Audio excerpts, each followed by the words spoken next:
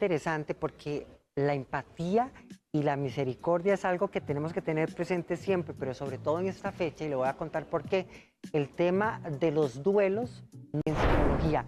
Nos volvemos más sensibles, Gaby, para este tiempo. Sensibles y tenemos que entender que si bien es cierto, la Navidad es esta época que para muchos es festejo, luces, festividad, para otras personas es más bien sinónimo de nostalgia, tristeza, recuerdo, dolor. Y aquí hay que entender algo muy importante y es lo que vos señalabas cuando hablas de la empatía, y es esa empatía más bien a nivel personal y entender que independientemente de que la Navidad de repente nos exija rendir de acuerdo a lo que la época invita, es entender que si hay dolor en Navidad, no se trata de debilidad, que si hay dolor por una pérdida y estoy en un proceso de elaboración de duelo, Navidad podría significar entonces ese espacio, para reconectarme conmigo, para entender que necesito sanar y entender que mi dolor es parte de mi humanidad y que tengo el derecho a vivir una experiencia de una Navidad distinta. Porque ¿qué es lo que pasa en Navidad? Y por eso es que decimos, ¿por qué se intensifica en Navidad este tema de los duelos? ¿Qué es lo que pasa en esta época? Y es un poco lo que mencionábamos. En Navidad se activa o se despierta esa memoria emocional. Entonces recordamos las tradiciones compartidas, vivimos también esa presión social que te decía, que es la que nos dice cómo tenemos que vivir la Navidad, cómo tenemos que sentirnos y también como lo que se espera que cerremos muy bien el año. Entonces, es aquí cuando tenemos que entender que un proceso de duelo o el duelo en sí mismo no avanza o no necesariamente se va a ir elaborando, procesando conforme el calendario va cambiando, porque es un proceso individual que depende de un montón de cosas, del vínculo, cómo era el vínculo con esa persona que yo perdí, cuáles fueron las circunstancias que mediaron en la pérdida, la historia emocional de la persona y algo importantísimo que señalabas, el apoyo emocional disponible. Pero es un apoyo emocional que debe tener también un matiz en términos de que si soy la persona que va a acompañar, debo tener muy claro en ese sentido que acompañar no es curar a la persona, que acompañar no es arreglar, porque a veces también existe esa presión como personal de si soy el que estoy acompañando a la persona en duelo, ¿qué debo hacer? Pues tengamos claro, no se trata de arreglar, se trata de estar presente, y estar presente es esa actitud empática, es validar el sentimiento. Y yo quiero de manera importante, si usted está en su casa y está viendo este programa y está enfrentando una situación de duelo, darle este mensaje, porque son 6 cosas las que hay que considerar para que usted pueda vivir una experiencia de duelo mucho más sana, mucho más amable y de repente mucho más reposada en la idea de que lo que usted está sintiendo tiene muchísimo valor y que lo que usted está sintiendo tiene la capacidad y la responsabilidad consigo misma y consigo mismo, desde el amor propio, de trabajarlo para que se sienta este dolor de una manera trabajada, de una manera responsable.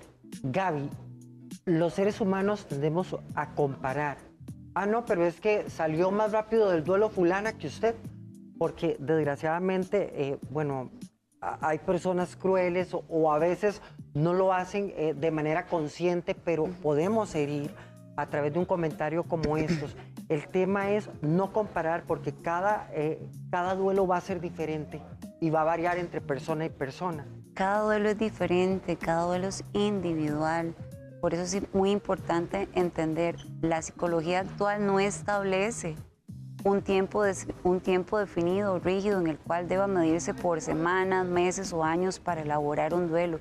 De hecho, no hablamos de elaborar un duelo, se habla de integrar ese dolor, se trata de integrar esa pérdida, se trata de integrar ese vacío a la vida y aprender a vivir con él.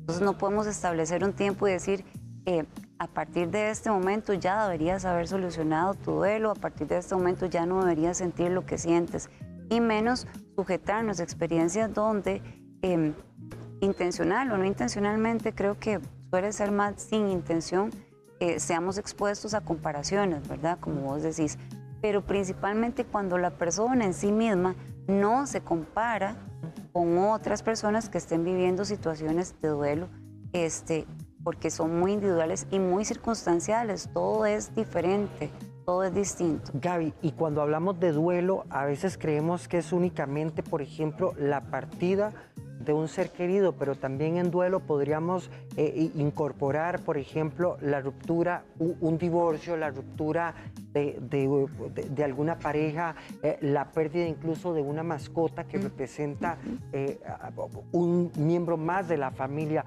O sea, este tema del duelo, el despido, por ejemplo, de un trabajo también representa un duelo. O sea, hay muchos factores o situaciones de vida que pueden perfectamente encajar en esto que engloba el duelo. Por supuesto, Alex, todo aquello que implique una pérdida y que tenga un efecto directo y un impacto en nuestras emociones o en nuestra vulnerabilidad emocional, independientemente de cuál sea, implica un proceso de duelo. Claro, estamos más sujetos o más acostumbrados a asociar duelos con pérdidas por muerte, pero no necesariamente. Todo lo que vos señalaste antes implica la elaboración de un duelo.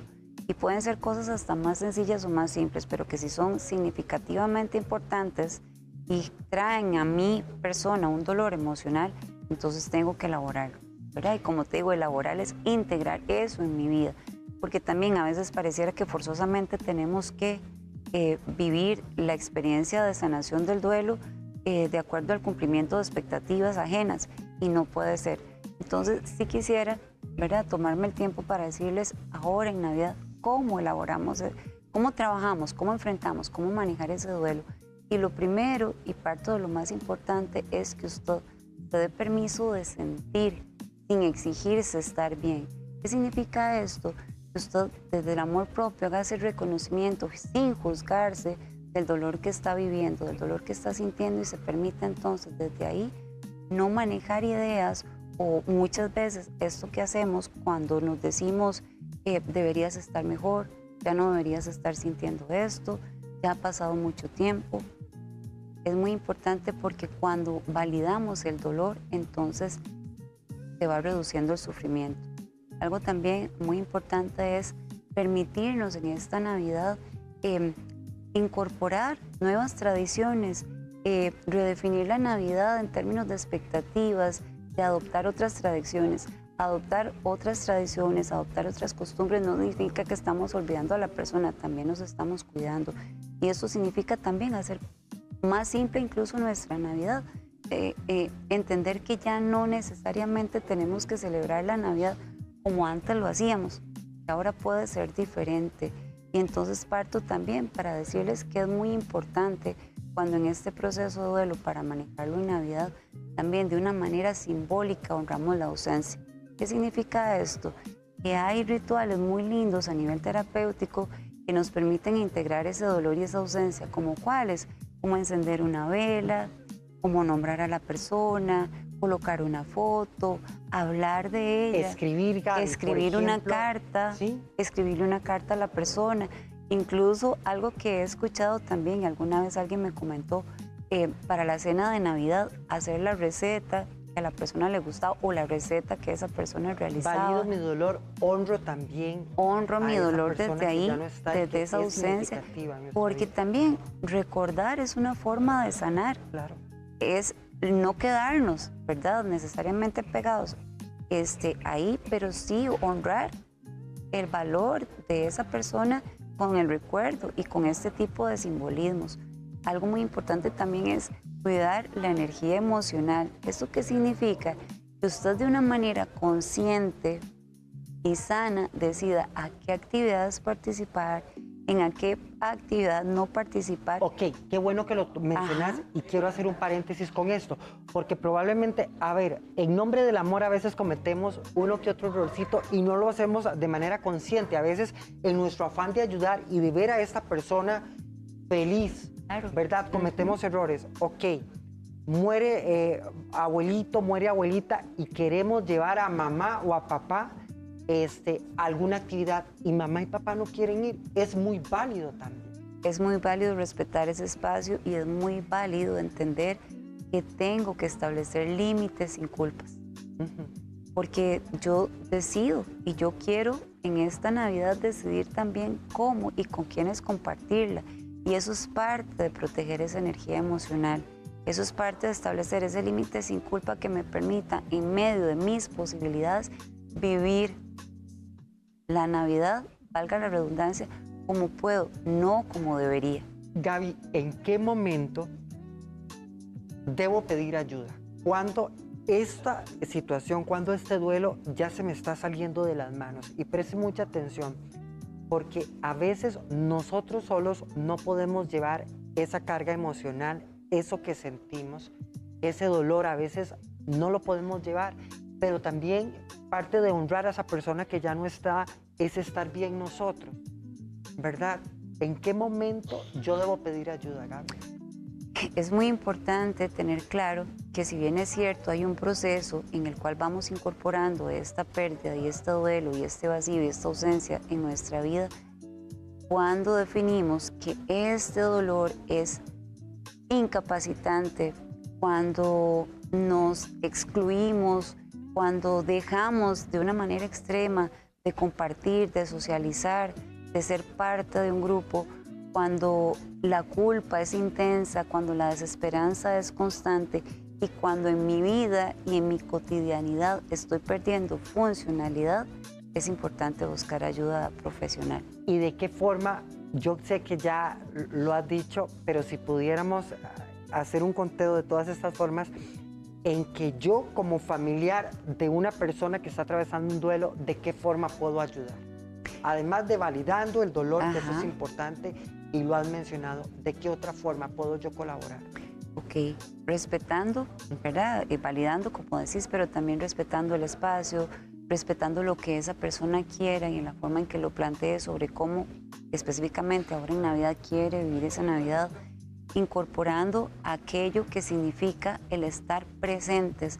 Lo que decía antes, acompañar no es solamente querer resolverle en este momento la situación a esta persona, es estar, es no solamente el brindar compañía, es estar presente, es generar conexión, es que la persona sienta que quien me está acompañando es con quien yo en confianza puedo hablar, puedo contarle cómo me siento, es esa persona que cuando yo establezca ese vínculo de relación, porque necesito ese acompañamiento, sepa estar ahí sin juzgarme, sin criticarme, sin exponerme, sin compararme, sin exigir ese estado, porque yo sé que es muy acongojante para la persona que acompaña por amor, como vos decís, que ese que está en su proceso de duelo esté bien. Pero tenemos que entender que la persona que está en ese proceso va a su ritmo, no al que yo quiero. Exacto. Gaby, dirección electrónica, número de teléfono, ¿usted va a estar atendiendo, no va a estar atendiendo? Cuénteme un poquito. La agenda está abierta y justamente porque sabemos que emocionalmente diciembre es este activador que genera emociones significativamente importantes y que la ansiedad, la depresión y estos efectos que trae la época pues están ahí a la orden del día. Tenemos la agenda abierta, el teléfono es el 8376-5734 y en Instagram me encuentran como psicóloga-Gaby Hernández y aquí estamos súper atentos y siempre dispuestos a servir. 8376-5734 es el número de WhatsApp de la doctora Gabriela Hernández. Para servir. Gracias, Gaby, por habernos acompañado.